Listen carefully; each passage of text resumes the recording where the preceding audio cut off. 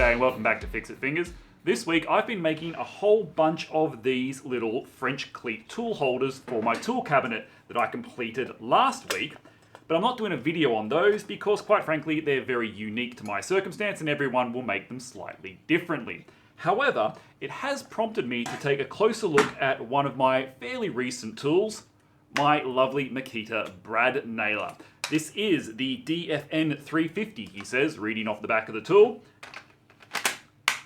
And it has come in very handy, not just in this project, but in a lot of others. So I thought I would show it to you in some more detail, go through the features, then look at the good and the bad about this machine, and you can decide if you are on the Makita platform particularly, if it's going to be a worthwhile addition to your workshop. It was the easiest unboxing ever because there are only 3 things in the packet. A belt clip, which I never use. The instructions, which nobody ever reads. And of course the skin. Now I do say skin because that bit is not included. This is an 18-volt brad nailer, so it is designed for medium work. In fact, if we look at the piece of paper that we just threw away, the most important thing written in there is the fact that this is designed for soft wood only. But we are going to test it with some hardwood in a few minutes' time. Having a quick look at the features, there aren't too many of them. It's a very simple tool. It is designed to take from 15mm up to 35mm or 5/8 of an inch through to about 1.5 inches worth of brad nails. They are the C1 brad nails. And they look like this. These are the ones that I buy. So 15, 25, 35, and I find that does just about everything that I will need this machine to do. Talking about battery, the only batteries I have are the 5 amp hours. However, I would recommend running this on a smaller battery if you can. They don't suck a lot of power and it makes it a lot heavier.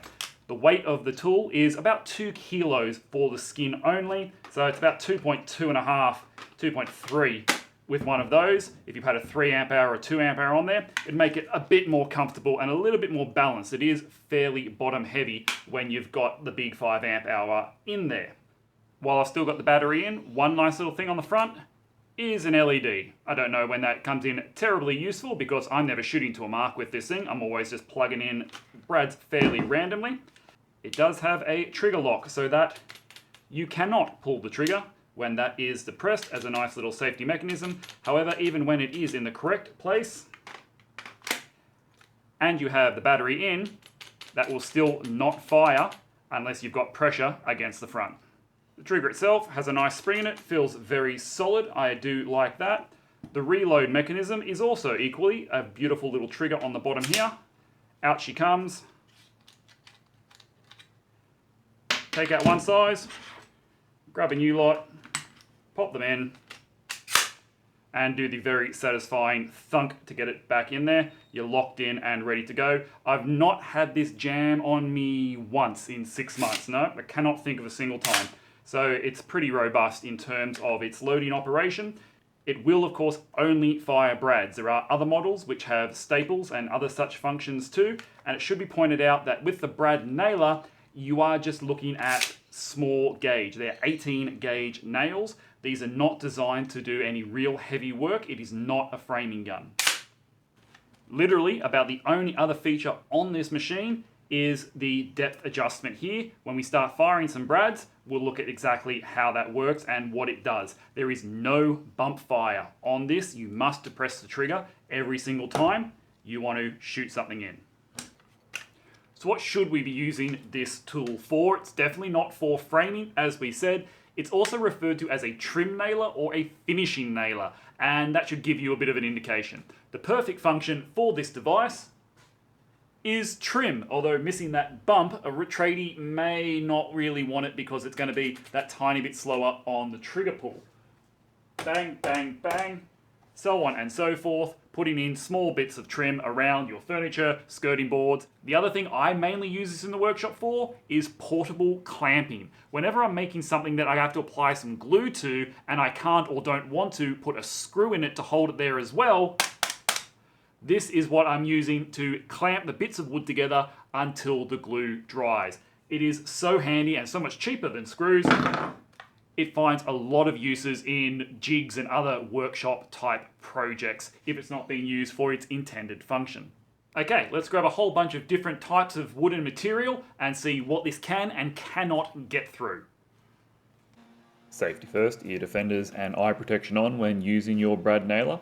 Here are some scraps that I've pulled out of the bin in the workshop, and I'm going to turn the power all the way down to begin with. We've loaded up with 25mm brads. They're probably the most common one that I use. These are all roughly 19mm, and we'll start with the soft plywood, and even on the lowest power setting, that is firing in flush. It may not have the bump fire function, but as you can see here, you can fire them off very quickly just with the trigger with a little bit of practice, so I don't really see that as a massive disadvantage. However, if you look really closely, you will see the surface has been marred by the metal tip. Now, this doesn't usually bother me, but if you had some nice trim that you're installing, this soft cone, which stores conveniently down the bottom of the gun, does help to protect your wood, but as you can see, it requires more power. So to dial it back in, put it up a few clicks, fire, check again, and eventually you'll get it nice and even. Here is some 19mm pine, no problems with that whatsoever.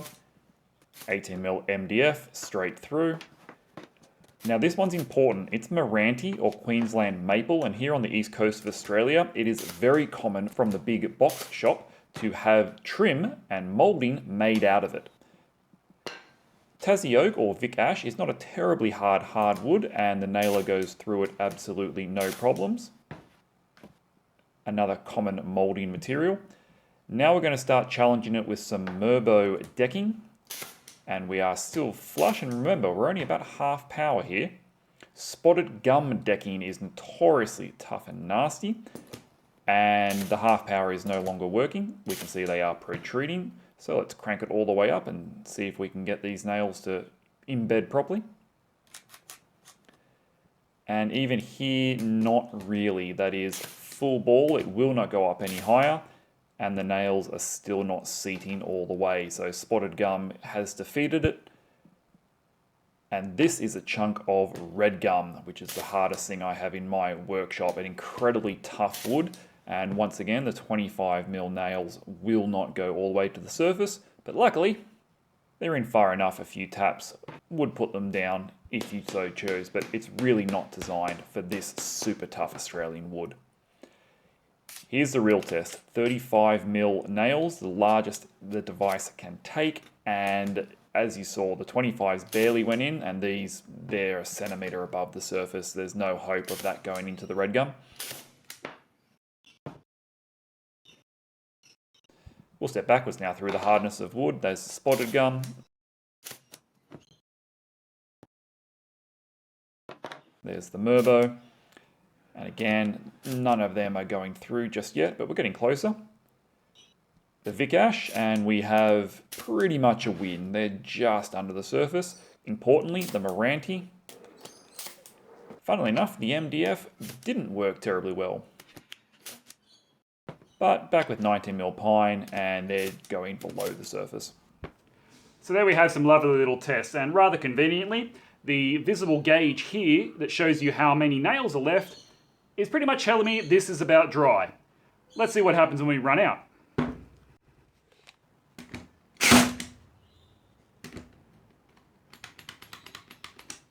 And that was literally it. I had one left, and now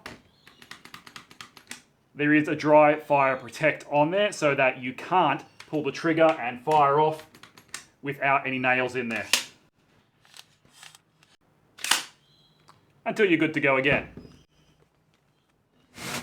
I will say there is a tiny bit of technique involved in this. If you allow it to kick back, then sometimes you can have the heads protrude. Like any tool, there is a small learning curve on it, but ultimately it's a very simple device. If I was ever going to step up to building houses or fixing a veranda, I might go for a PAS load or something along those lines.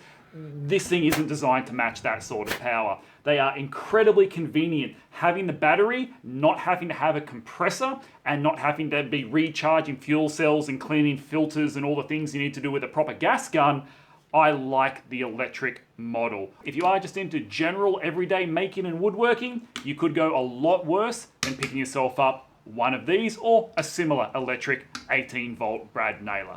I hope that's been useful to you. Please do give the video a thumbs up and consider subscribing for tool reviews and workshop type builds here on Fix It Fingers, and I'll catch you on the next one. Thanks.